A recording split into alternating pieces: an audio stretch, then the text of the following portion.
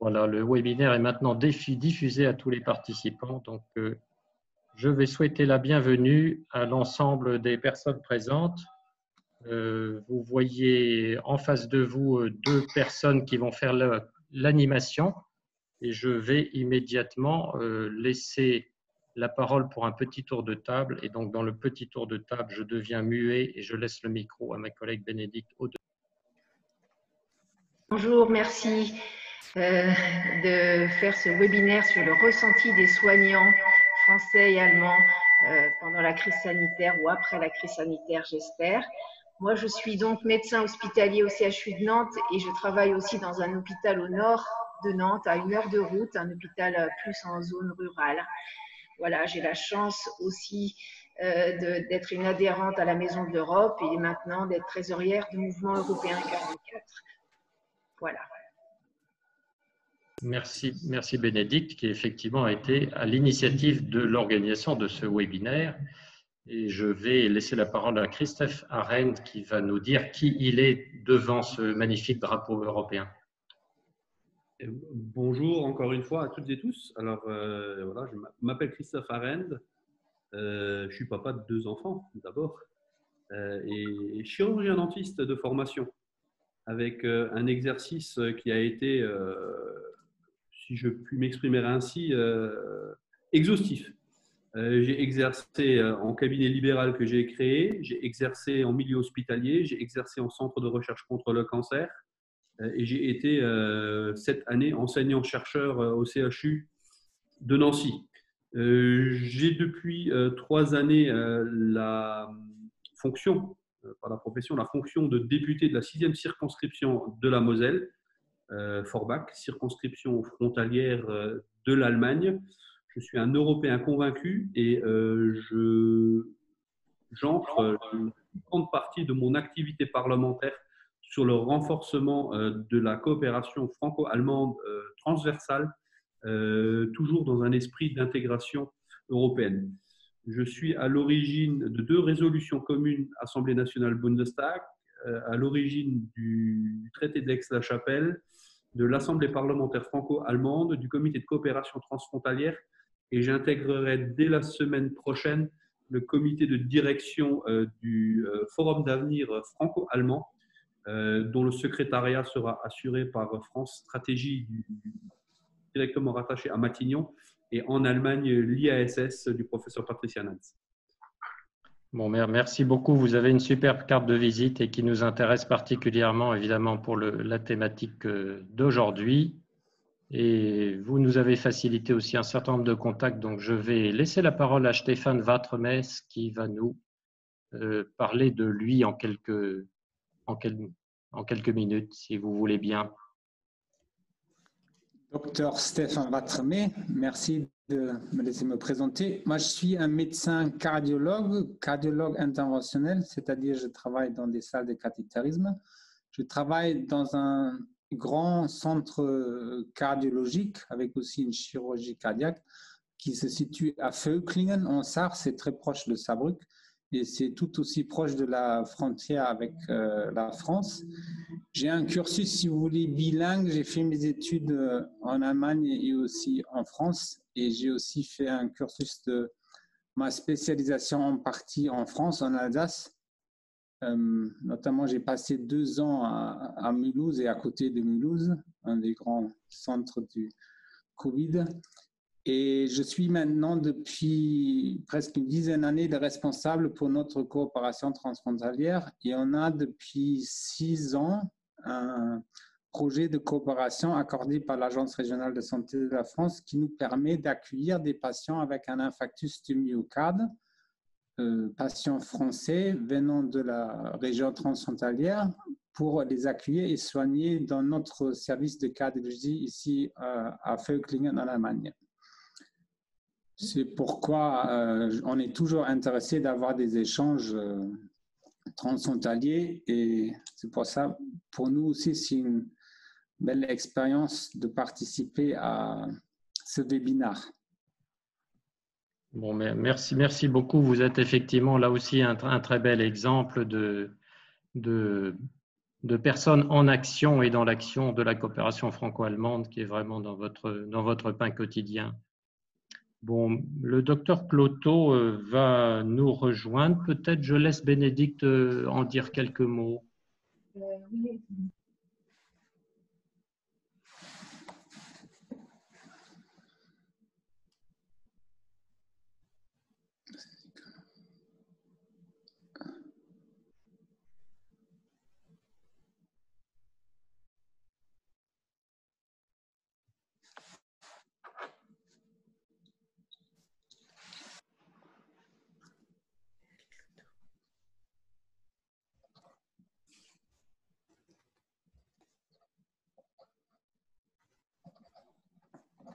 On n'entend pas Bénédicte.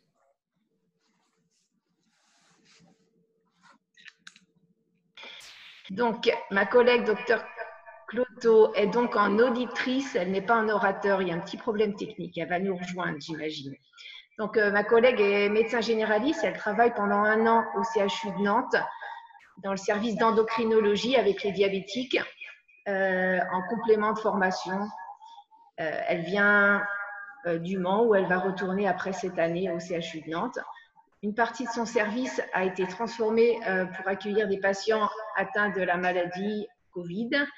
Donc, son exercice professionnel a beaucoup changé et elle va vous faire part de cette modification d'organisation du service et de son ressenti en tant que soignant.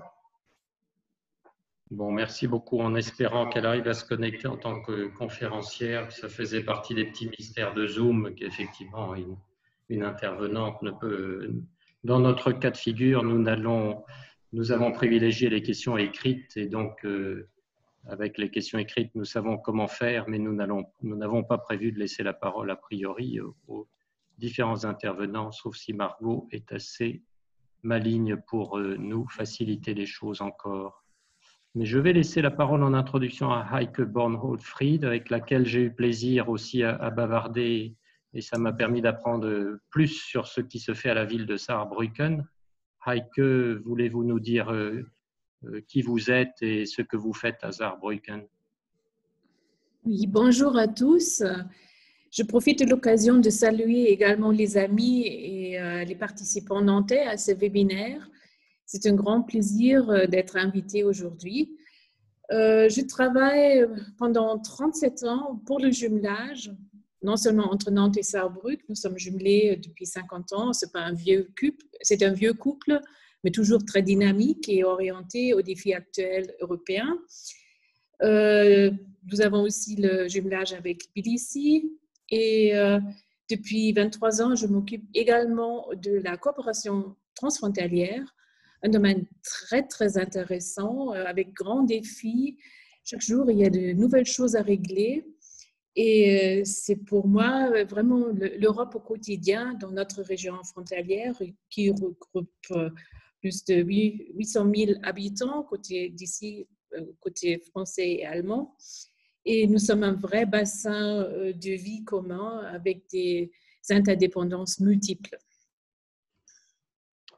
Très bien, merci beaucoup Heike.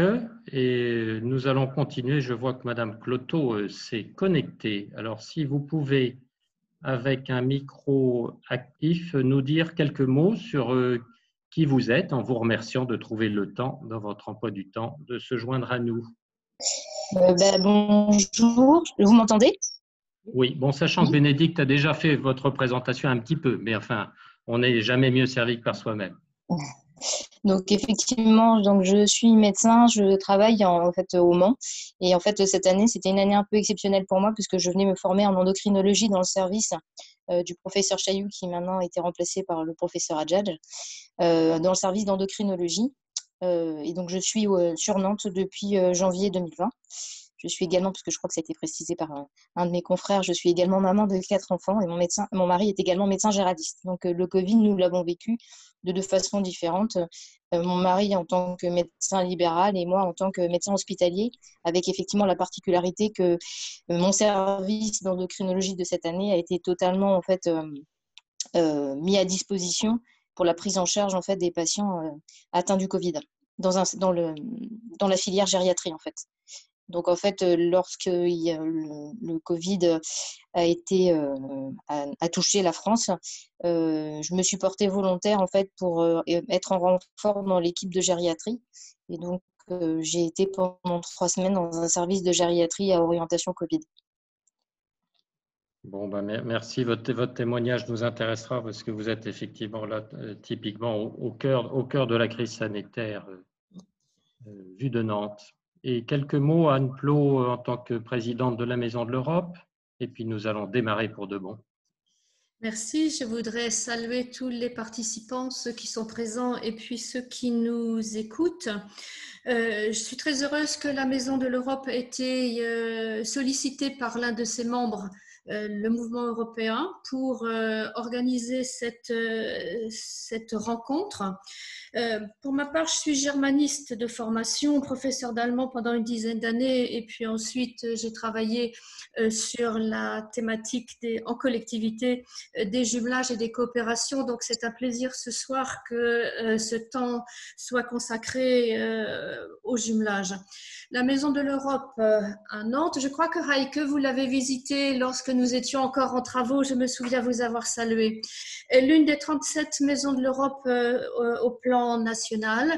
Elle est aussi l'un des 47 ou environ 50 centres information Europe Direct en France, c'est-à-dire qu'elle est labellisée par la Commission européenne pour assurer l'information, la formation et la promotion de l'Europe. Notre Maison de l'Europe, je dirais, présente 2 particularités. Première particularité, elle héberge dans ses locaux le Centre culturel franco-allemand, qui est une association ancienne. Elle a été créée en 1993 au sein de l'université, un petit peu à l'époque comme un laboratoire d'exploration de la langue et de la culture allemande. Et aujourd'hui, on voit que le champ d'action du Centre culturel franco-allemand s'est élargi considérablement, et notamment grâce au grand soutien de l'Office franco-allemand pour la jeunesse, puisqu'elle est aussi cette association point relais de l'OFAGE. Et c'est grâce à ces dispositifs franco-allemands que nous avons à Nantes et à Sarrebruck un jeune ambassadeur de Nantes à Sarrebruck, et à Sarrebruck un jeune ambassadeur à Nantes. Et puis deuxième particularité de la Maison de l'Europe à Nantes, c'est que nous avons créé il y a 7 ans une commission jumelage qui réunit chaque année à l'échelle du territoire du département, c'est-à-dire la Loire-Atlantique, tous les jumelages franco-allemands et les autres pour faire connaissance, échanger les bonnes pratiques et puis surtout continuer le travail de rapprochement des citoyens, de coopération et d'échange de bonnes pratiques entre les citoyens français et les citoyens des autres villes et pays d'Europe. Voilà pour l'instant. Bon, merci Anne. Je crois que notre tour de table est fait. Je vais vous remercier à nouveau au nom du Mouvement européen 44, saluer l'ensemble des participants qui se sont joints à nous. Nous sommes enregistrés, donc cet événement pourra être multiplié ou transféré. Donc, quelques mots simplement d'introduction sur le cadrage général de ce webinaire. Nous avions voulu, sur l'idée de Bénédicte, nous accrocher à l'actualité. L'actualité, c'est évidemment la crise sanitaire, c'est aussi les visions croisées de la France et de l'Allemagne. Et donc, l'idée centrale, c'était vraiment de laisser la parole aux soignants, ou en tout cas un échantillon, non pas représentatif, mais enfin de gens qui peuvent porter témoignage de ce qu'ils ont vu en Allemagne et en France. Donc, nous allons leur laisser la parole dans la deuxième partie de cette rencontre. Dans la première partie de cette rencontre, nous sommes heureux de donner un temps de parole et de dialogue avec Bénédicte à Christophe Arendt, qui s'est présenté tout à l'heure, mais qui est un des acteurs importants de la coopération franco-allemande. Et donc, on est content aussi, venant d'une zone qui n'est pas une zone frontalière, de participer à la discussion, de savoir vraiment dans ce débat franco-allemand qu'est-ce qui peut être fait dans un contexte national, qu'est-ce qui peut être fait dans un contexte régional ou dans un contexte local. Et puis, dans un troisième temps, et nous allons être des bons gardiens du temps ensemble, nous allons veiller à ce que Heike Bornhöfl-Fried ait suffisamment de temps pour nous dire quelque chose sur la coopération qui se fait à partir de Saarbrücken, notamment en termes de jumelage et de coopération transfrontalière, et de laisser le dernier temps de parole à Anne Plot pour faire un écho sur Nantes. Voilà sur les questions de présentation générale. Sur la manière de faire, nous allons procéder avec, je dirais le fait que certaines questions que nous avons reçues vont être utilisées par les deux co-animateurs pour vous questionner de manière aussi conviviale et ouverte que possible. Donc, n'hésitez pas à répondre avec franchise. Nous allons essayer de faire un webinaire dynamique, donc d'avoir des jeux de questions suffisamment pas trop longues, des réponses pas trop longues, et de rester des bons gestionnaires du temps comme nous l'avions préparé. Je crois que je dois préciser aussi que nous sommes suivis sur Facebook, donc un certain nombre de gens vont nous suivre sur Facebook, et que si certains d'entre vous trouvent que les intervenants disent des choses particulièrement pertinentes ou non, eh bien, ils ont la possibilité de s'inscrire dans le chat.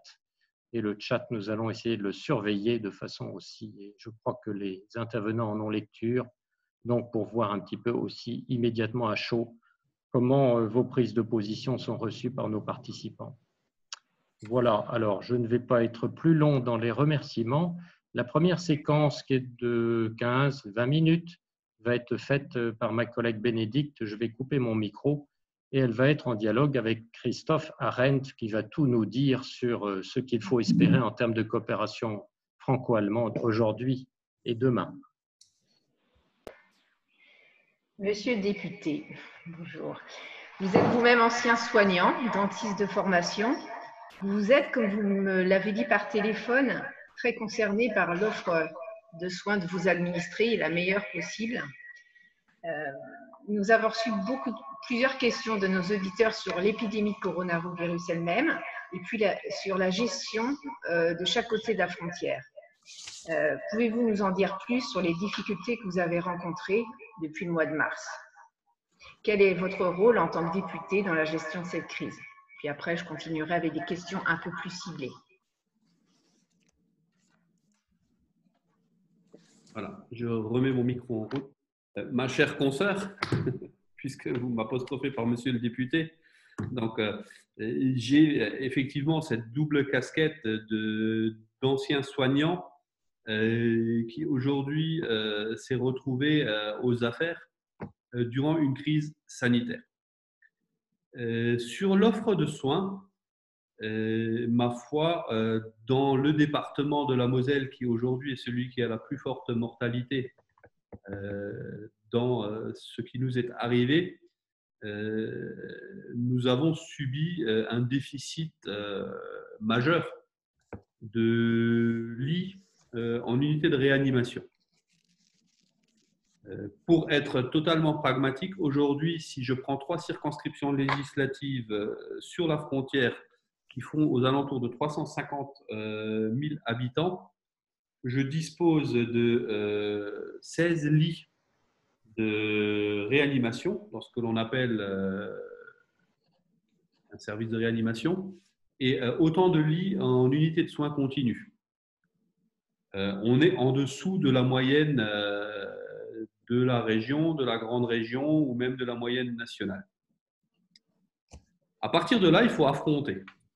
À partir de là, vous avez les copains, les toubibs, avec qui vous travailliez avant, qui vous passent un coup de fil et qui vous disent « Écoute, moi, je n'ai pas de masque, moi, je n'ai pas de matériel de désinfection. » Alors, le premier réflexe, c'est d'aller dans votre vieux cabinet pour lequel vous n'avez pas trouvé de repreneur parce que, naturellement, ce n'est pas facile. Et vous récupérez tous les stocks de lingettes, de décontaminants de surface, de masques chirurgicaux qui vous restent, et vous les distribuez aux collègues libéraux. Et vous vous dites que vous avez fait une erreur majeure à la mi-janvier en revenant de Las Vegas d'envoyer votre stock de 5000 masques FFP2 en Chine. Parce que vous avez eu beaucoup d'empathie pour les Chinois et vous vous êtes dit que il y avait peu de probabilité que ça nous tombe dessus. Pour l'hôpital, on est encore plus pragmatique. Vous vous retrouvez avec des patients qui arrivent au SAS des urgences et qui sont coupés de tout à partir du moment qu'ils rentrent dans le circuit Covid. Et là, vous commencez à fournir du shampoing, du dentifrice, des brosses à dents. On est très, très, très pragmatique. Et très rapidement, vous regardez un petit peu ce qui se passe en Allemagne, juste à côté, où il y a cette belle coopération Mozart depuis 6 ans avec Völklingen sur la spécialité cardiologie et plus spécifiquement sur l'infarctus aigu du myocarde. Et vous essayez de convaincre Paris et Berlin que dans cette convention, vous avez des fondements juridiques pour faire de l'échange de malades au-delà de simplement cette situation-là, tout en préservant à l'Allemagne une marge de sécurité, parce qu'on sait à ce moment-là que la France démarre 8 jours après l'Italie sur la courbe qui démarre au 20e décès dans le pays. La France a 8 à 10 jours de décalage de phase sur l'Italie et l'Allemagne a 8 à 10 jours de décalage de phase sur la France. Ça met 4 jours à Paris pour que les différents ministères impliqués, qui sont la santé, l'intérieur, la diplomatie, plus Matignon, ça met 4 jours pour que le feu vert soit donné, malgré des collègues allemands qui sont vraiment demandeurs de cela. Et je finis mon propos parce que c'est long ce que je raconte, mais sur 2 choses très concrètes. Si on prend en compte les lits disponibles de réanimation sur le bassin de vie, comme il a été fait référence tout à l'heure, ce bassin de vie de 800 000 habitants, cohérent, franco-allemand, transfrontalier, si on regarde les ressources en lits de réanimation disponibles et si on regarde la capacité de monter en charge des laboratoires d'analyse sur les tests, on aurait pu transférer plus de malades en Allemagne. Et sur les tests, les laboratoires allemands, tout le long de la frontière, depuis Luxembourg jusqu'à Bâle, étaient saturés à 50%. En se préservant une marge de 25% de sécurité, ils auraient pu déployer 25% de tests PCR chez nous, en France, sans se mettre en danger. Et l'ensemble de la région Grand Est n'aurait probablement pas été classé rouge au sortir du confinement.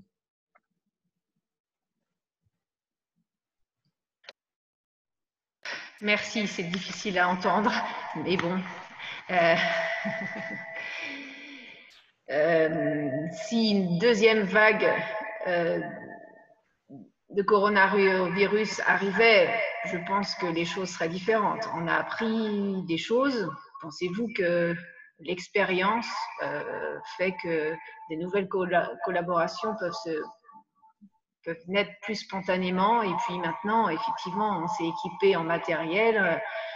La puissance des tests en France, effectivement, elle était moindre par rapport à l'Allemagne, mais nous augmentons notre capacité. Et j'imagine que, j'espère qu'il n'y aura pas d'autres vagues, mais j'imagine que les choses seront moins pénibles. Alors, sur la possible deuxième vague, plusieurs choses seront différentes. La première, c'est qu'aujourd'hui, les ministères de l'Intérieur, Horst Seehofer et Christophe Castaner, se sont engagés sous la pression des parlementaires de l'Assemblée parlementaire franco-allemande de renforcer le dialogue. Parce qu'à ce niveau-là, autant on a observé un renforcement du dialogue au niveau communal, au niveau des Länder, des régions, des départements, au niveau de certains ministères, autant au niveau de l'intérieur, c'était compliqué. Ça, c'est la première chose. De là, on a gagné en connaissances fondamentales sur le virus. On a encore à faire, mais on a gagné en connaissances fondamentales sur le virus. Et il me semble, pour ma part, que l'on pourra faire du confinement, les Allemands disent, mit mehr Fingerspitzengefühl. On pourra faire du confinement de manière beaucoup plus sélective et j'espère qu'on n'aura pas à re-entendre des propos qui disent que fermer une frontière, ça casse une chaîne de contamination, surtout dans des bassins de vie interconnectés. La question aujourd'hui qui effectivement pour moi est la plus problématique, c'est celle du matériel. Autant les ventilateurs que les masques, aujourd'hui par exemple les chirurgiens dentistes n'ont toujours pas d'équipement suffisant en blouse jetable. Et le chirurgien dentiste est la profession la plus exposée parce qu'il y a cet aérosol septique qui est constitué par le travail de la fraise en bouche. La fraise est refroidie par un spray RO et ce spray RO se propage dans l'ensemble de la salle de soins. Aujourd'hui, les chirurgiens dentistes en sont encore à s'équiper avec quelque chose qui pourrait être humiliant mais qui fonctionne bien. Ce sont des sacs poubelles adaptés. Voilà. Parce que juste pour finir, quand un dentiste fraise du mercure, de l'amalgame au mercure en bouche, l'ensemble de sa salle est contaminé au mercure pour 10 ans.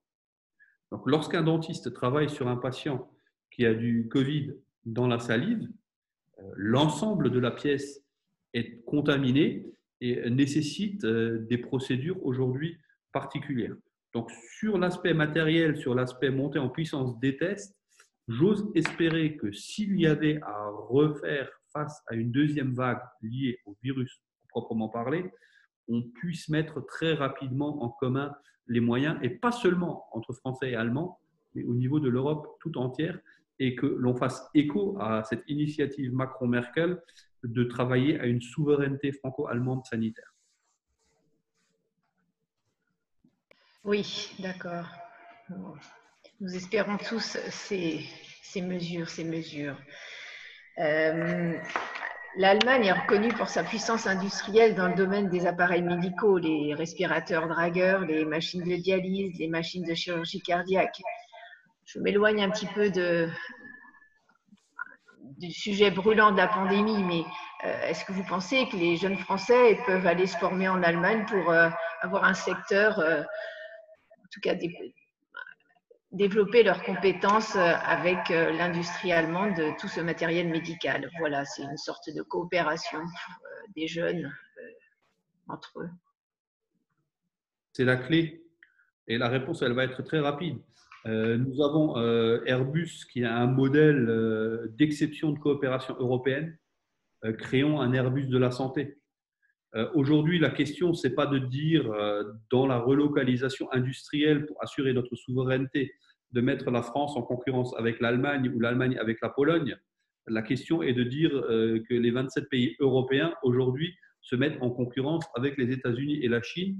Et ce n'est que par de la mobilité des jeunes chercheurs, médecins, techniciens, que nous arriverons à obtenir cette souveraineté sanitaire européenne. Et en plus, on va créer des liens, on va créer des amitiés, et c'est sur ces liens et ces amitiés non institutionnelles que se sont créés les jumelages dont on a parlé tout à l'heure. Et derrière, ce sera à nous les politiques de trouver la manière d'institutionnaliser ces choses pour les pérenniser. D'accord. J'embraye juste sur votre question politique. Vous êtes soignant et dentiste de formation, ça je le répète. Qu'est-ce qui motive les soignants à faire de la politique? Sont-ils plus écoutés dans le domaine de la santé et dans le domaine de la santé en général, le bien-être qui inclut effectivement la nourriture saine, un bon environnement sans pollution, des conditions de vie, des conditions de travail optimales? Qu'est-ce qui suscite l'engagement des soignants? Doivent-ils le faire? Je ne suis absolument pas plus écouté qu'un autre, d'autant plus que je suis le seul dentiste de l'Assemblée nationale. Et que je suis désolé de le dire, pour la plupart d'entre vous, médecins, la chirurgie dentaire reste un art assez ésotérique. Il n'y a qu'à prendre l'exemple de l'infection périapicale, où on a une belle infection avec des bactéries anaérobies résistantes en milieu osseux. Un médecin, il panique. Un dentiste, il gère. Bon, nous sommes complémentaires. Voilà, et c'est parce que je savais que, en tant que dentiste, on m'écouterait moins, que je ne suis pas allé aux affaires sociales, que je suis allé au développement durable, parce que je me suis dit que les 17 objectifs de développement durable onusiens, c'était quelque chose qui pourrait permettre de mettre des gens très différents à table et de discuter. Sur l'épidémie à proprement parler, Olivier Véran m'a écouté sur cette histoire d'aérosol parce que on partait à la catastrophe et au carnage et j'ai fait le forcing pour qu'il m'entende. Le fait que je sois très actif sur le franco-allemand durant cette crise, aujourd'hui, me donne un crédit supplémentaire à l'Assemblée nationale et aussi auprès du ministère de la Santé, même si c'est un ministère qui est compliqué parce que, à mon avis, trop vaste. Il gère les solidarités, les retraites, la santé. C'est énorme. Je pense, alors mon avis n'est même pas partagé par M. Emmanuel Macron, que la France mériterait un vrai ministère qui fait que de la santé. Très bien.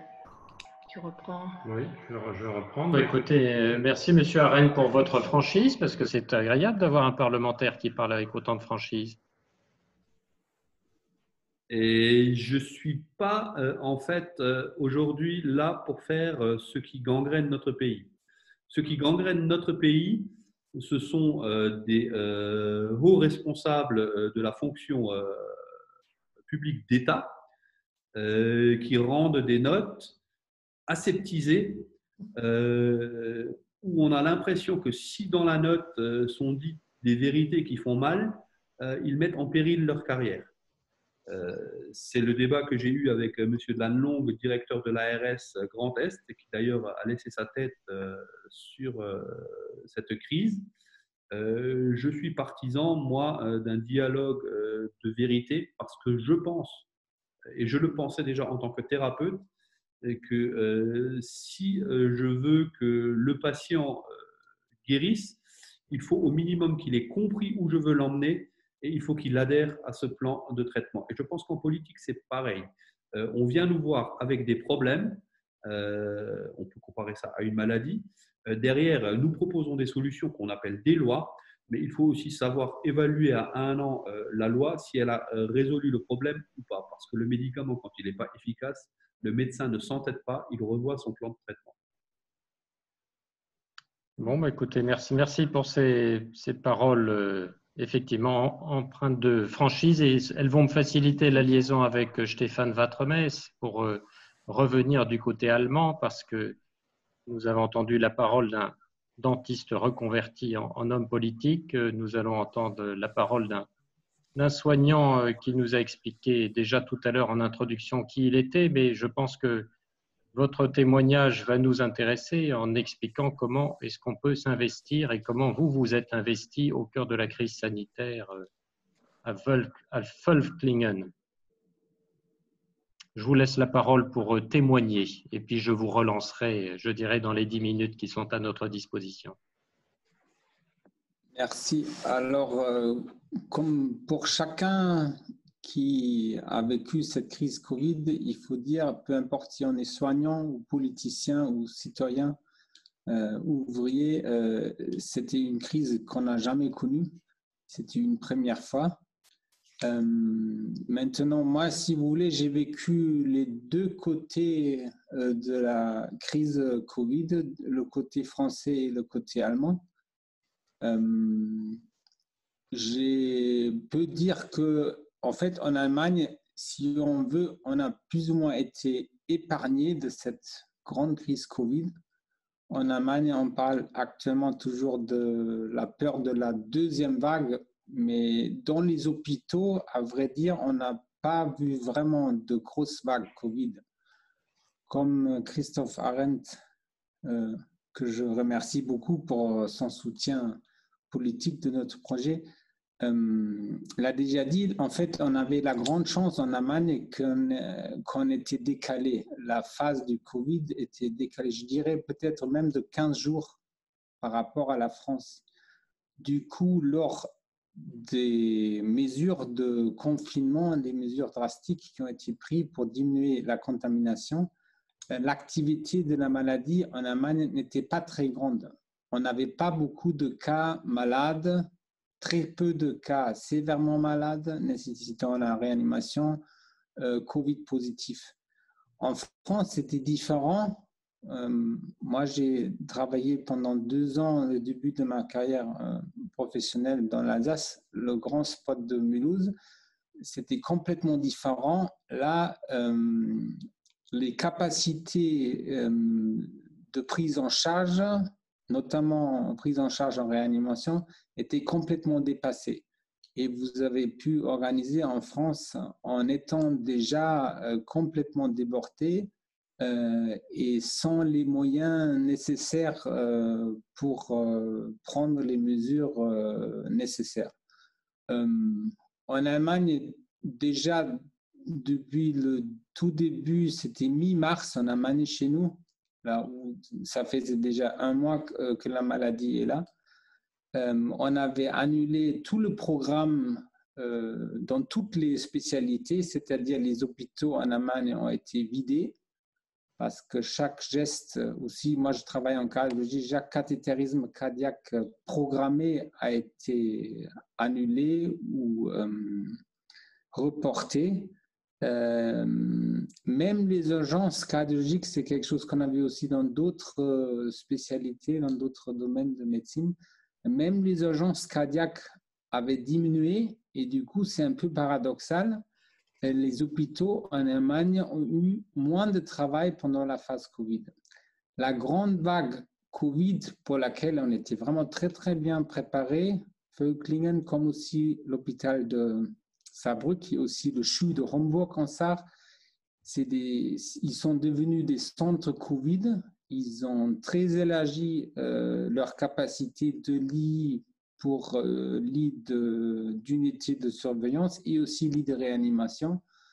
Nous, par exemple, on a quasiment triplé le nombre de lits de ventilation pour patients Covid, mais on n'a jamais vu la phase où nos capacités n'ont pas suffi. C'était au contraire le cas que plus que la moitié de nos lits en Sarre, je pense que le pourcentage, c'est au-delà de 70% des lits qui ont été réservés pour les patients Covid sont restés libres.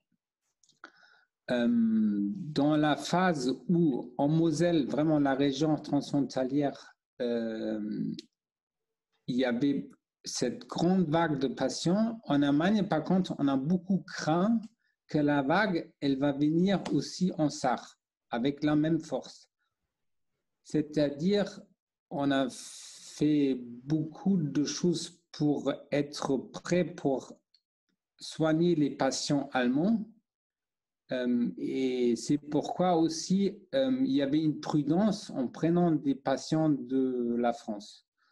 Maintenant, je pense que la Sarre a quand même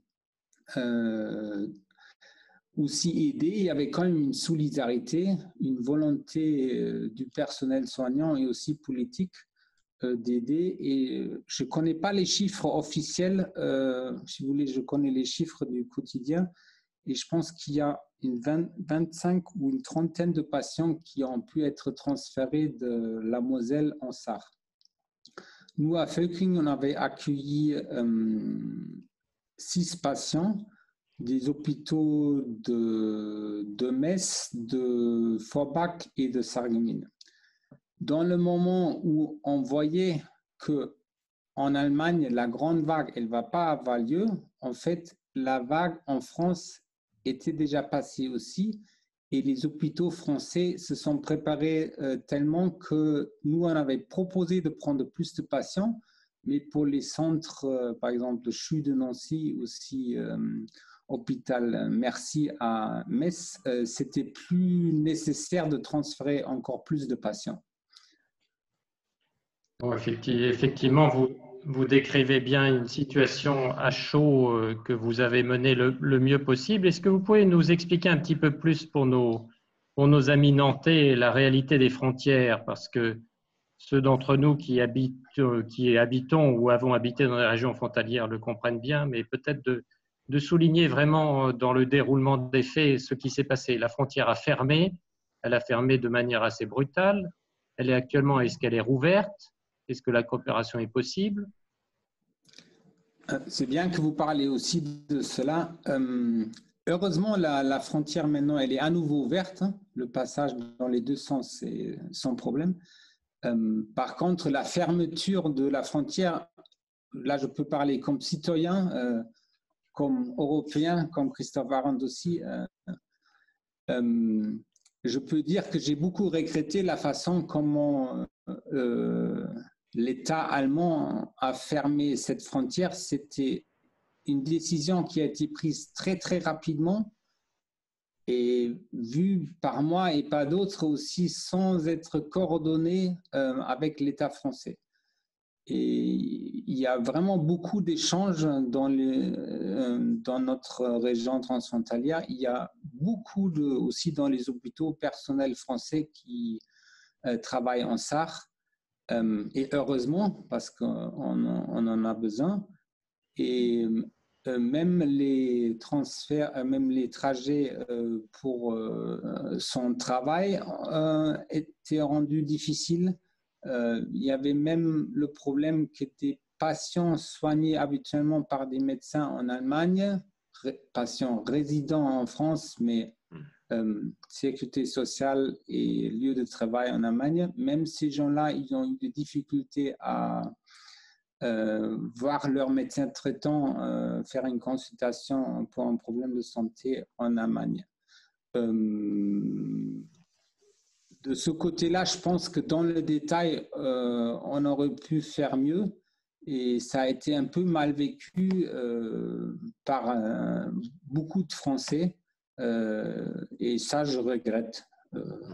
Et j'espère qu'on peut montrer encore plus de solidarité, notamment dans le cas si jamais il y a vraiment une vague Covid qui arrive et que la prochaine fois, avec l'expérience qu'on a vécue, à la fois dans les hôpitaux et aussi à la frontière, on peut faire les choses mieux et ensemble. Christophe Arendt avait mentionné la phrase qu'un politicien sarrois avait laissé tomber, les phrases comme quoi quand on ferme une frontière, on aura moins de contamination chez nous. Ça peut casser un partenariat franco-allemand qui a maintenant 50 ans en quelques secondes. Et ça, je regrette et j'espère qu'on aura d'autres signaux politiques concernant cela.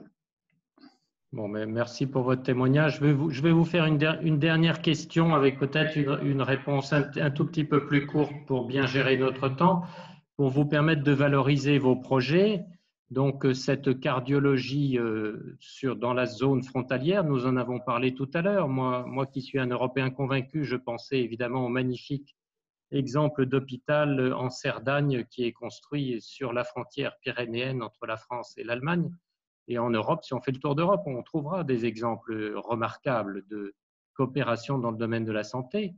Vous êtes déjà en action, vous n'avez pas attendu la crise sanitaire pour réfléchir à la coopération transfrontalière. Peut-être quels sont vos souhaits pour vous et pour le travail que vous faites en termes de coopération avec le voisin en Moselle? Avoir un hôpital, comme vous avez parlé, franco-espagnol, avoir un hôpital franco-allemand aussi dans la zone transfrontalière, ça, ce serait une grande vision. Mon chef de service, le docteur Etzbeck, il en a déjà parlé depuis longtemps. Il dit toujours, lui, il ne va pas voir ça. Peut-être moi, je pourrais encore le voir. Après, nous, on est déjà très contents qu'on a ce projet de coopération. D'ailleurs, Christophe Arendt nous a toujours beaucoup soutenus pour cela aussi.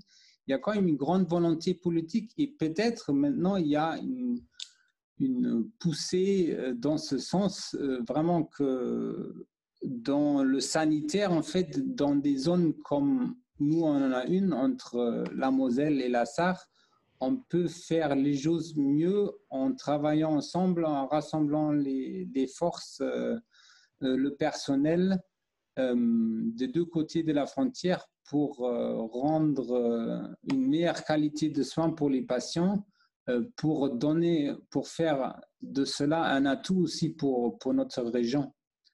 Dans les deux régions, je pense, en Moselle comme en Sarre, on a quand même le problème que c'est des régions qui sont assez pauvres et qui subissent encore cet changement, transfert d'un ancien industrie minière qui n'existe plus aujourd'hui. Voilà. Bon, merci beaucoup pour votre témoignage et puis meilleurs vœux de réussite pour ce beau projet. Bon, peut-être que M. Arendt avait envie de répondre à tout ça, mais je vais laisser la parole à Bénédicte pour un petit dialogue avec Gwenaëlle Cloteau, pour un témoignage vu de Nantes, et puis pour ne pas perdre de vue que nous avons Heike et Anne qui auront la parole ensuite. Bonjour, chers collègues, docteur Cloteau. Vous êtes médecin dans une unité d'endocrinologie au CHU de Nantes, dont une partie a été transformée pour accueillir des patients atteints du Covid. Quelles ont été les mesures d'organisation prises et quels ont été les changements inédits dans votre exercice professionnel?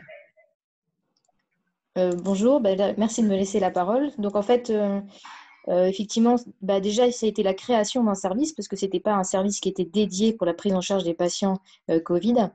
Il y avait la particularité que c'était un service qui était dédié pour des patients en gériatrie. Et donc, du coup, c'était une extension de ce service de gériatrie de façon à augmenter la capacité d'accueil, en fait.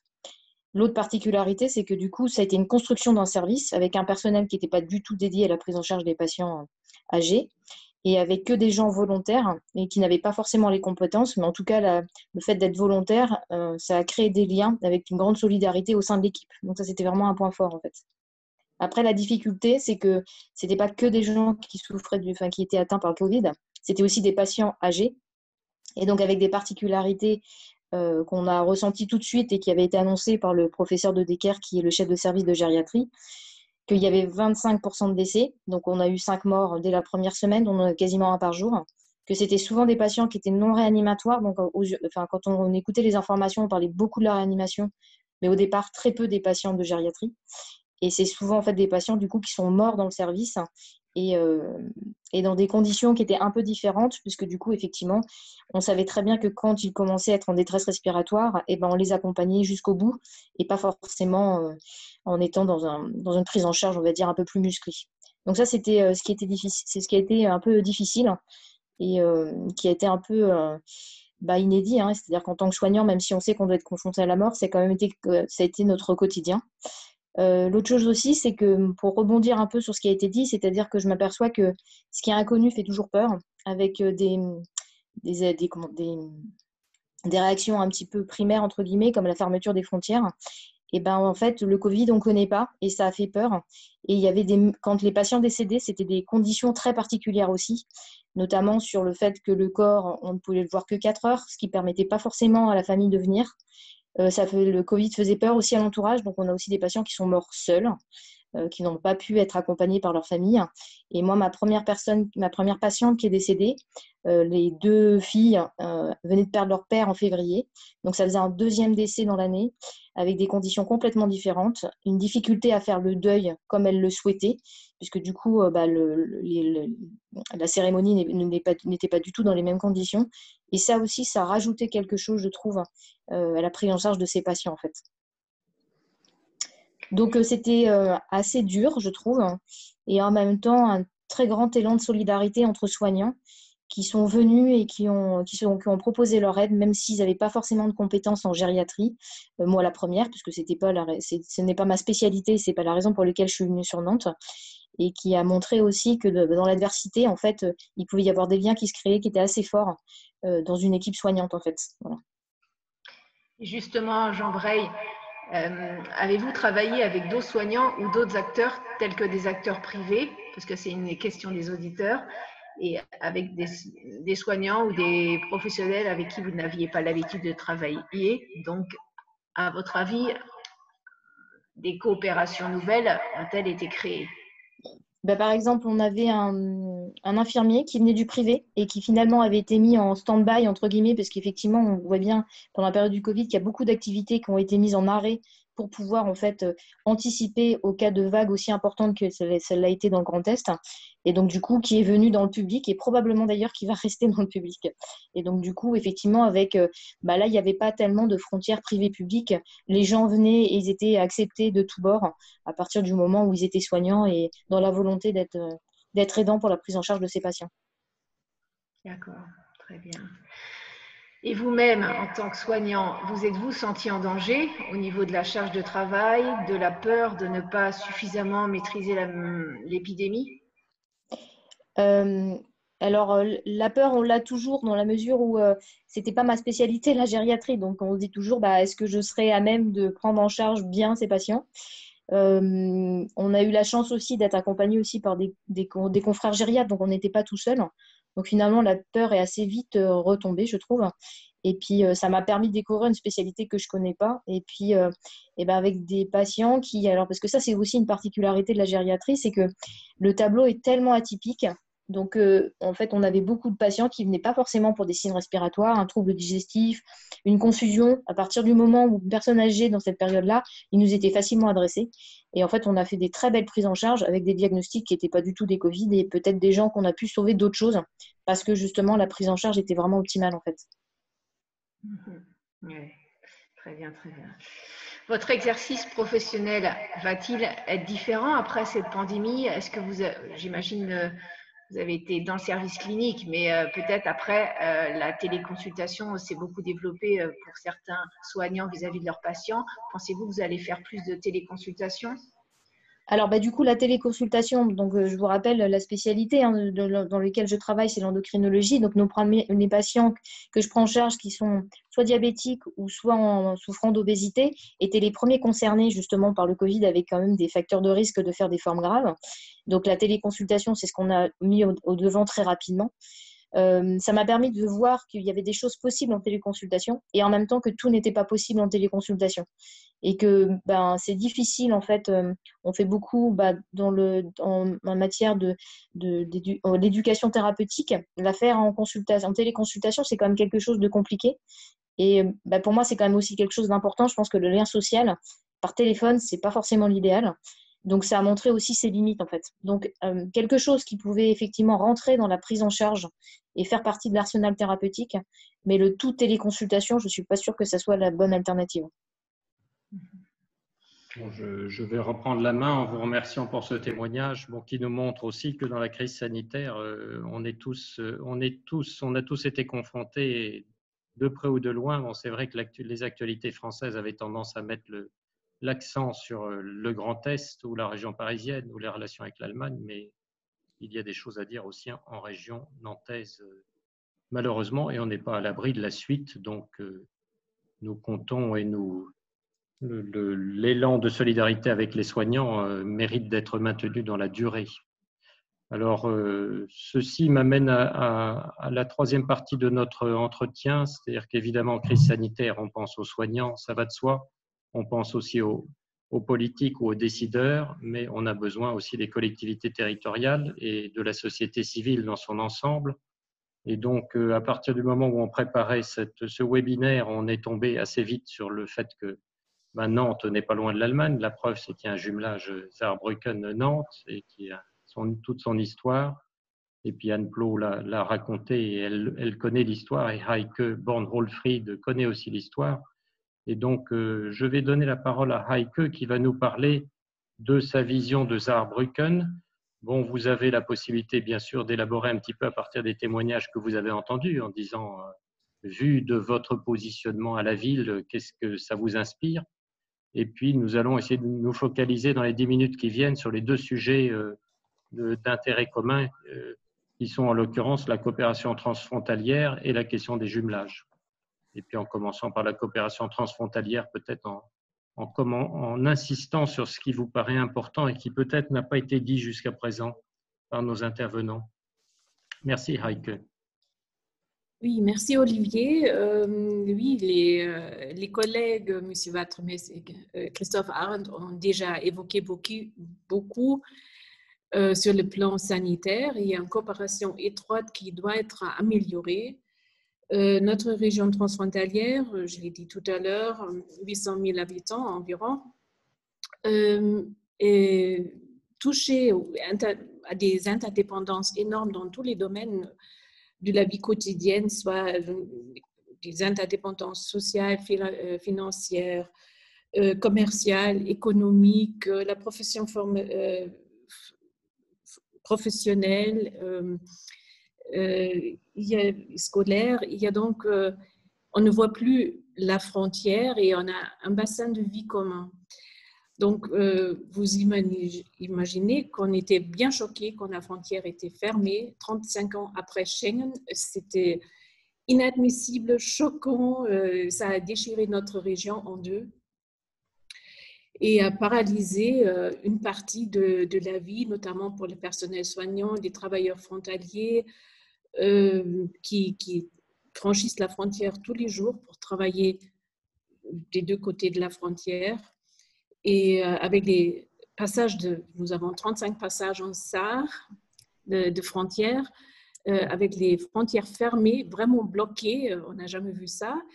Les gens étaient obligés de faire des détours énormes, ce qui a vraiment dérangé leur vie professionnelle. Et c'est ce que nous a choqué aussi, que ce sont les nations qui prennent des décisions sans informer ou sans considérer ou consulter les régions frontalières qui doivent subir les conséquences.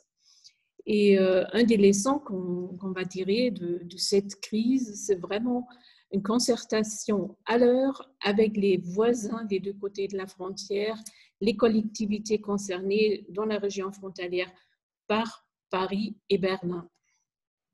Oui, sur ce sujet des capitales, effectivement, c'est un des sujets peut-être sur lequel vous pouvez élaborer un petit peu plus, parce que l'impression vue de France, c'est qu'on est un pays centralisé, on a les qualités et les défauts de notre centralisation, que l'État allemand est un État fédéral, mais on a bien vu tout de même que confinement et déconfinement en Allemagne, c'était plus subtil que ce qu'on dit parfois en France. Oui, le fédéralisme nous pose aussi des problèmes. La concertation générale en cas de crise n'était pas facile. C'était les premiers ministres des gouvernements fédéraux qui ont dû prendre les décisions en concertation avec le Bund, mais finalement, c'était eux qui ont décidé. Et c'était notamment avec le déconfinement qu'il y avait des souplesses différentes, mais aussi selon le degré d'infection. Dans les Länder, par exemple, au nord, on avait peu d'infections. En Bavière, par exemple, il y en avait plus. Donc, on a adapté un peu le déconfinement aux situations locales. Ce que je trouve bien, c'est pareil comme en France. Loire-Atlantique était beaucoup moins touché que Grand Est, et même Grand Est dans sa totalité était concerné de manière différente. Donc, il y avait Mulhouse au début beaucoup, la Lorraine après, mais aujourd'hui, dans les dernières semaines, en Moselle, c'était bien aussi comme en Allemagne, donc les cas en régression. Et donc, on aurait pu donner feu vert pour une zone verte en Moselle aussi plutôt, je trouve. Ce qui est très important pour nous aussi, d'apprendre de cette situation pour des crises futures. Non seulement une deuxième vague ou des crises sanitaires, ça peut être une crise de tout caractère, des inondations, des coupures d'électricité, des attentats des terroristes. Donc, il faut vraiment créer une gestion de crise transfrontalière avec une concertation réciproque, avec des cellules de crise communes, avec des interlocuteurs connus et actifs, avec une connaissance des structures compétentes qu'il faut consulter. Et nous avons l'Eurodistrict Sarre-Moselle qui gère un peu la coopération transfrontalière, un groupement européen de coopération territoriale qui existe depuis 10 ans maintenant et qui a fait les liens dans le cas des crises entre la Sarre et la Lorraine, notamment dans le domaine sanitaire. Et nous avons lancé un projet européen, Interreg, pour créer un centre de coordination sanitaire. L'Eurodistrict a aussi agi pour l'élargissement de la coopération sanitaire Mosar, dont fait partie la cardiologie de Völklingen et de Forbach, la neurochirurgie de Saarbrück et des hôpitaux lorrains. On va élargir des domaines d'action sanitaire et on va aussi intensifier, donc lutter pour un centre de coordination pour éviter des longues attentes, des malentendus, pour harmoniser la concertation des deux côtés de la frontière. Bon, merci pour ces explications, ce qui pose évidemment le problème assez classique de des bons niveaux, des niveaux pertinents de coopération, mais Christophe Arène connaît ça par cœur, de savoir où est-ce qu'on fait du local, où est-ce qu'on fait du régional ou de l'interrégional et du national. Et peut-être avant de parler de jumelage, si Christophe Arendt voulait réagir là-dessus, sur ce volet de coopération transfrontalière. Alors, je vais bien sûr être totalement en accord sur tout ce qui a été dit par les différents intervenants. Et on n'a pas aujourd'hui le temps de creuser plus avant ces différentes thématiques, hein, qu'il s'agisse notamment de la fermeture des frontières et des niveaux décisionnels. Par contre, nous avons aujourd'hui quelque chose dont je ne suis pas peu fier. Et sincèrement, ce n'est pas dans mon habitude de faire de l'autosatisfaction, mais nous avons réussi à convaincre nos exécutifs français et allemands, surtout français, d'intégrer dans le traité d'Aix-la-Chapelle quelque chose qui s'appelle le comité de coopération transfrontalière. Et ce comité de coopération transfrontalière, il a fallu un peu de temps pour l'installer. Il a été installé donc le 22 janvier dernier. Et de mon point de vue, et je l'ai répété, à la chancelière, au président de la République, au Premier ministre français, à tous les ministres possibles et imaginables, de mon point de vue, il eût fallu actionner ce comité de coopération transfrontalière avant toute prise de décision sur la fermeture des frontières. Nous avons malheureusement péché par jeunesse, mais avec mes collègues de l'Assemblée parlementaire franco-allemande, français et allemand, nous avons réussi à convaincre les deux secrétaires généraux à la coopération franco-allemande, que sont nos secrétaires d'État aux affaires européennes, conformément au traité de l'Élysée, Amélie de Montchalin et Michael Roth, d'actionner 2 fois durant cette crise ce comité de coopération transfrontalière. Et ça va répondre au niveau pertinent. Pourquoi ? Parce que dans le comité de coopération transfrontalière, il y a l'échelon communal, il y a l'échelon du GECT, des eurodistricts, qui finalement représentent les intercommunalités françaises et allemandes. Le GECT, c'est le Groupement européen de coopération territoriale, oui, qui est une très belle invention.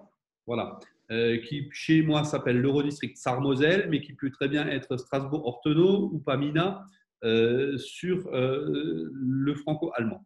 Il y a l'échelon des départements en France, des Länder en Allemagne, il y a l'échelon de la région Grand Est. Donc, les Länder sont représentés par leur ministre-président, la région Grand Est par son président, les départements par leur président. Il y a des parlementaires, donc 3 parlementaires français, 2 députés, un sénateur, 3 parlementaires allemands qui représentent les groupes majoritaires, plus 3 suppléants puisque l'Allemagne a 6 groupes parlementaires. Au-dessus de cela, vous avez le ministère des Affaires européennes et le ministère de l'Intérieur. Et ces gens-là, aujourd'hui, ont renforcé les discussions d'échelon à échelon, à l'horizontale, et avaient des problèmes pour communiquer de manière verticale dans leur pays. La France remonte très difficilement du communal au niveau gouvernemental, et l'Allemagne a fait preuve des mêmes difficultés de remonter du niveau communal vers le nouveau niveau fédéral, parce qu'on a vu des maires s'insurger contre les fermetures. Ce comité de coopération transfrontalière, il renforce les montants de cette échelle, si je puis m'exprimer ainsi, mais il va renforcer l'échelle aussi en créant des croisillons entre les communes, les gouvernements, les régions, les communes. Et ce comité de coopération transfrontalière, c'est une perle. On nous a dit au départ, vous recréez un énième comité Théodule. Non, ce comité de coopération transfrontalière, avant la fin de l'année, il proposera du côté français une loi pour régler les problèmes des quotidiens. Les problèmes du quotidien, les irritants du quotidien transfrontalier qui ne nécessitent pas de loi seront réglés à chaque fois au niveau pertinent. Un exemple, la double imposition des travailleurs frontaliers français. Un exemple dans l'autre sens pour dire que ce n'est pas que l'Allemagne qui est en défaut sur cette question-là, c'est la question du formulaire A1 pour les travailleurs détachés qui, je vois réagir. Et ces choses-là, c'est incompréhensible aujourd'hui que sur ces zones frontières qui représentent 1/3 de la population européenne, on ait des difficultés du fait de la proximité d'un voisin et d'un partenaire. C'est impossible aujourd'hui de faire campagne pour l'Europe quand, avec un voisin, partenaire, frère européen, Je n'arrive pas à régler ces irritants du quotidien et les citoyens sont fondés aujourd'hui, et je le dis, je suis un Européen convaincu, mais le citoyen des zones frontières aujourd'hui, il est fondé à mettre en doute l'idée européenne parce qu'on a été incapable de résoudre les irritants du quotidien. Et l'échelon pertinent de résolution entre la France et l'Allemagne, ce sera le comité de coopération transfrontalière. Je vais finir sur la loi de prolongation de l'état d'urgence en France. J'avais proposé un amendement qui disait, le texte dit aujourd'hui, le préfet peut prendre des dispositions particulières après consultation des ARS. J'avais demandé qu'au niveau de toutes les frontières françaises, on dise le préfet peut prendre des dispositions particulières après concertation des ARS et des instances transfrontalières lorsqu'elles existent. Parce que, écoutez, et tenez-vous bien, si je prends l'ensemble des départements frontaliers français et je compte les circonscriptions législatives, on arrive à 128 députés sur 577. Cet amendement a été validé par l'Élysée, validé par le ministère de l'Intérieur, par les Affaires étrangères, par la présidente de la commission des lois, par le rapporteur, a été retoqué par Matignon. Bon, vous n'avez pas eu de chance, mais en tout cas, vous avez l'élan et la conviction nécessaires pour être persévérant dans la coopération transfrontalière et sur un sujet effectivement qui n'est pas nouveau, mais sur lequel vous pouvez aussi trouver au niveau européen des appuis. Je pense à l'Association européenne des régions frontalières, qui est très active. Nous allons gérer notre temps de parole avec un dernier sujet qui est la question des jumelages. Et donc, je vais redonner la parole à Heike pour nous parler du jumelage Nantes-Saarbrücken vu de Saarbrücken.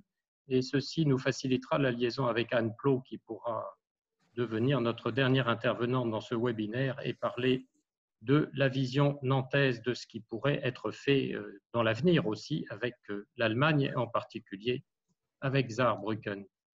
Heike, je vous rends la parole. Merci. Je l'ai déjà dit tout à l'heure, Saarbrücken et Nantes, un vieux couple, mais très dynamique, s'adaptant vraiment aux défis actuels, européens, dans presque tous les domaines qu'on peut imaginer. Donc, nous misons actuellement notamment sur la jeunesse. Vous avez déjà parlé des jeunes ambassadeurs de Nantes à Saarbrücken et de Saarbrücken à Nantes.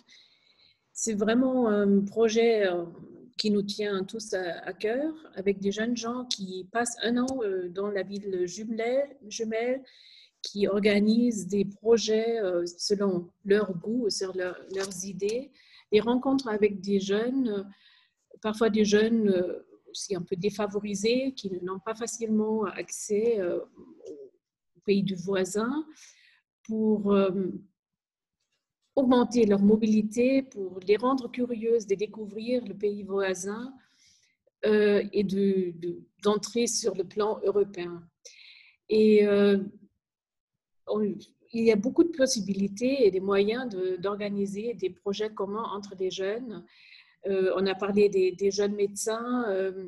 Pourquoi ne pas faire des stages dans les hôpitaux des villes jumelles pour les soignants, dont une aide directe entre Nantes et Saarbrücken pendant la crise, c'était un peu difficile parce que c'est très éloigné. Mais pour trouver des bases pour une meilleure coopération et une meilleure entente aussi entre la population, une ouverture citoyenne, ça c'est un beau moyen. Et je trouve les jumelages qui à une certaine époque étaient considérés comme dépassés joue un rôle plus important peut-être que jamais. Bon, merci beaucoup Heike. Je n'oublie pas aussi de remercier au passage Elsa Tual à la métropole de Nantes qui m'avait facilité le contact avec vous. Donc, on arrive facilement à trouver les personnes compétentes.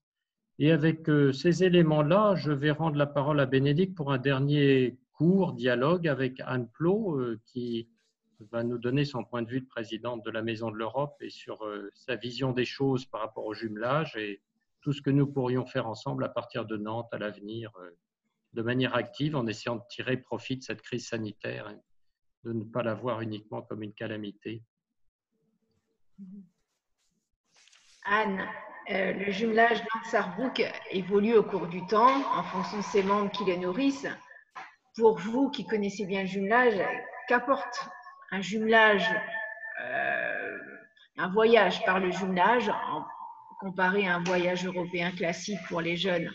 J'ai vu que M. Arendt avait parlé des fonds citoyens pour parfois pallier à certains comités de jumelage qui sont un peu vieillissants, disons.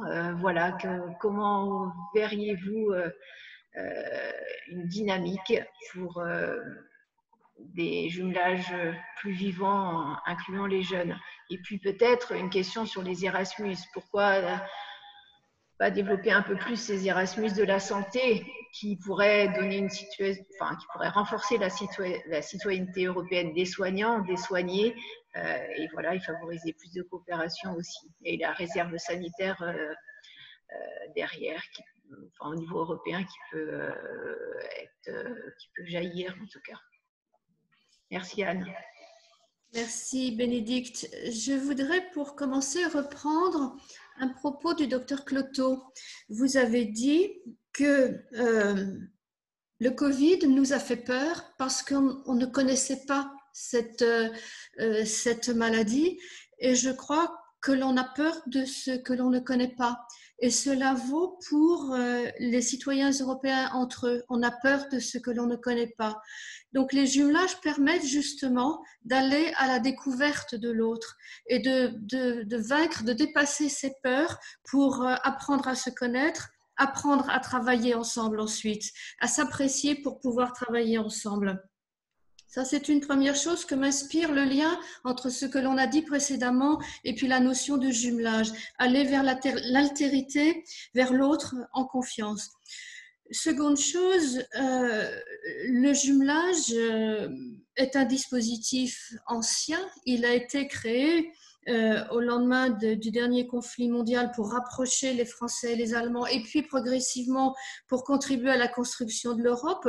Et puis on a tendance à voir dans la perception que le public a du jumelage que ce serait un dispositif du passé, et nous sommes convaincus, ceux qui partent, les acteurs de jumelage, qu'il en est tout à fait autrement, parce que les jumelages ont véhiculé, ont renforcé des valeurs telles que celles de l'amitié, de la confiance, de la solidarité. Et donc, plus que jamais, dans l'environnement qui est le nôtre aujourd'hui, on doit pouvoir retrouver dans les sphères des jumelages, eh bien, toutes ces valeurs de confiance, de respect, de dialogue, d'hospitalité aussi. Et ça, c'est encore plus vrai dans la période récente dans les régions transfrontalières, cette hospitalité, ce regard sur l'autre qui est le voisin d'à côté. Donc le jumelage, non, n'est pas un dispositif du passé, sûrement pas. Je crois même qu'il est renforcé. Je vous disais dans notre introduction que la Maison de l'Europe réunit une fois par an tous les jumelages du département. Et nous voyons depuis quelques années que les jumelages qui se posaient des questions, comment renouveler les participants, les bénévoles, comment faire venir les jeunes au jumelage, comment remplir notre mission de promotion de l'Europe à travers nos relations avec une ville ou des villes partenaires, eh bien, les crises qui se succèdent, qu'il s'agisse de crises sanitaires comme celle que l'on vient de traverser, ou de crises du sens aussi, pourquoi l'Europe, pourquoi est-ce qu'il faut aller voter pour l'Europe, eh bien, on se rend compte que les jumelages ont encore plus confiance en eux aujourd'hui et se disent notre place, oui, on sait où elle est, notre rôle, on sait qu'il est important parce que nous avons la connaissance de l'histoire, nous avons du recul sur tout ce que nous avons fait et construit avec nos partenaires. Et donc, nous continuerons d'être des acteurs incontournables dans les relations entre les citoyens des différents pays de l'Union européenne. Et puis, quand il est question d'Erasmus, bien sûr, il est important, et ça c'est une des missions de la Maison de l'Europe, il est important de faire savoir à tous les jeunes, quel que soit leur parcours, qu'il s'agisse d'un parcours universitaire, d'un parcours en formation professionnelle, il faut faire connaître à tous les jeunes les différents dispositifs de mobilité en Europe. Il y a ceux proposés par l'Europe, il y a aussi ceux proposés par l'Office franco-allemand pour la jeunesse, et ils sont nombreux, qui permettent aux jeunes de poursuivre une partie de leur formation dans un autre pays membre de l'Union européenne. Et docteur, lorsque je vous entends parler de votre formation que vous avez suivie et en France et en Allemagne, c'est un très bel exemple de ce que l'on peut réussir, non seulement pour être à l'aise dans la langue, mais aussi pour être allé à la rencontre des pensées, à la rencontre des formations, à la rencontre des savoir-faire. Et on voit dans les moments de crise comme c'est précieux de pouvoir avoir cette agilité pour travailler sur un territoire ou sur un autre, et aussi pour booster, si je puis utiliser cette expression, et comme vous le faites aussi, monsieur le député, auprès des politiques et de ceux qui sont en capacité de décider ou de faire bouger les choses, et bien de pouvoir peser avec votre expérience. Et votre expérience, elle est enrichie d'un parcours dans un autre pays que le pays d'origine.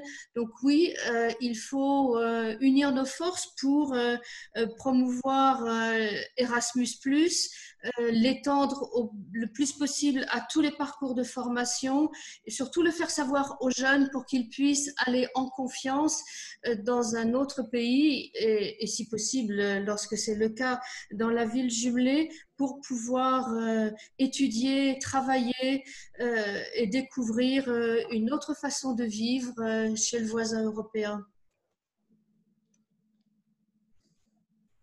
Ah, je n'ai plus de son. Je n'ai plus de son. On essayait avec Bénédicte, on est d'un côté et de l'autre de la table, donc nous parlons d'une seule voix, mais d'essayer de se demander si nous allions encore vous poser des questions, mais on essaye tout de même de rester vigilant dans le temps. Donc, si l'un ou l'autre d'entre vous estime qu'il n'a pas dit quelque chose qui est absolument brûlant, nous allons vous donner la parole.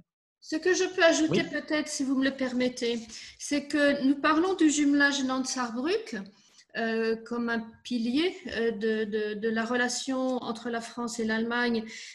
Mais j'aimerais souligner qu'il y a dans le département de Loire-Atlantique 11 villes jumelées avec des villes de la Sarre. Nous avions essayé dans les années 90 de faire se rencontrer ces villes françaises et ces villes allemandes réunies sur un même territoire géographique pour porter des projets ensemble. Alors, c'est peut-être une piste que l'on peut proposer aujourd'hui, de relancer ce rapprochement des collectivités et des associations de jumelage d'un même territoire qui se sentiront sans doute plus forts pour mener ensemble des projets communs. Bon, bah écoutez, Heike veut dire quelque chose peut-être là-dessus. Oui, c'est une bonne idée. Nous essayons déjà depuis des années de motiver les autres villes jumelles en Sarre de coopérer avec nous. On a déjà réussi avec Sarre-Louis et Saint-Nazaire. Ils ont aussi le programme des jeunes ambassadeurs. Donc là, il y a une perspective. Mais Anne, vous avez la raison. C'est une bonne idée de travailler dans ce sens-là. J'aimerais encore rajouter une petite information. Vous avez parlé des dispositifs financiers pour les programmes.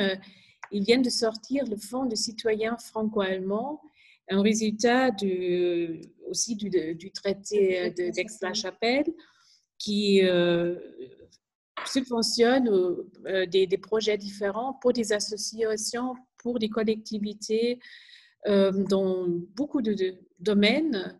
Donc, pour rapprocher vraiment la population de la France et de l'Allemagne, et les critères de subvention ne sont pas tellement horribles, donc c'est faisable. Ce n'est pas comme les programmes européens, donc j'encourage tout le monde de profiter de ce programme. Il y a de belles perspectives. Je veux bien ajouter que ce fonds citoyen franco-allemand, qui est conséquent en contenu, vise deux objectifs. Effectivement, renforcer la coopération entre les citoyens, entre les collectivités, les associations par des appels à projets. Mais il y a aussi un autre volet du fonds citoyen franco-allemand qui vise à rapprocher les structures du terrain de l'Allemagne et de la France par la proposition de 6 référents régionaux. Et on peut se dire qu'effectivement, si chaque région bénéficie d'un référent régional qui pourra rapprocher les associations de jumelage, les collectivités de l'Office franco-allemand ou de l'ambassade de l'Allemagne ou de l'ambassade de France, eh bien, ce lien supplémentaire entre le territoire eh bien, pourra, je crois, être bénéfique pour porter les projets et les accompagner les porteurs de projets. Bon, merci Anne. Je pense que je vais utiliser cet encouragement, je dirais, à revenir à la fois à nos fondamentaux de coopération franco-allemande, mais en les revisitant et en les actualisant, en utilisant tout ce que nous avons pu apprendre de Christophe Arend et des opportunités offertes aussi par le traité d'Aix-la-Chapelle, et en se réjouissant entre nous de la vitalité de l'axe entre Loire-Atlantique et Saarbrücken et la Sarre, et peut-être remercier aussi maintenant, parce nous avons dépassé déjà notre horaire et je pense que les uns et les autres ont aussi d'autres activités, remercier au nom de Bénédicte et de moi-même Stéphane Watremesse et Gwenaëlle Cloteau pour ce beau panel de personnes engagées, volontaires, européennes. Et donc, nous aurions pu continuer la discussion pendant 1 heure ou 2, certainement. Nous avions les motifs de coopération et des sujets d'intérêt commun, mais je crois que nous allons les garder, je dirais, à ce stade vivant et actif, en souhaitant à chacun bonne continuation, bon engagement dans ces différents actes militants ou ces actes professionnels ou ces actes associatifs, et en nous félicitant d'avoir pu mener à bien ce webinaire à la fin du mois de juin, ce qui était tout de même un petit défi parce que chacun avait des raisons de dire qu'il était trop occupé, et en remerciant en premier lieu Christophe Arend qui était, je dirais, la charpente de ce webinaire, sans lequel nous aurions peut-être hésité à faire l'ensemble de ce montage. Voilà, je remercie aussi à la place et au nom de Bénédicte, mais peut-être quelqu'un veut ajouter un dernier mot de remerciement, c'est l'occasion. Merci pour l'organisation. Si vous avez des idées franco-allemandes, faites-moi remonter les dossiers, je les remettrai en main propre à Anne Talino ou Tobias Buteau, qui administre pour l'OPAGE le Fonds citoyen franco-allemand, qui est doté aujourd'hui de 2,4 millions d'euros et qui n'attend. Bon, super. Vielen Dank noch einmal und bis bald. Danke, bis bald. Merci à vous. À très bientôt. Au revoir et merci beaucoup à vous. Ouais.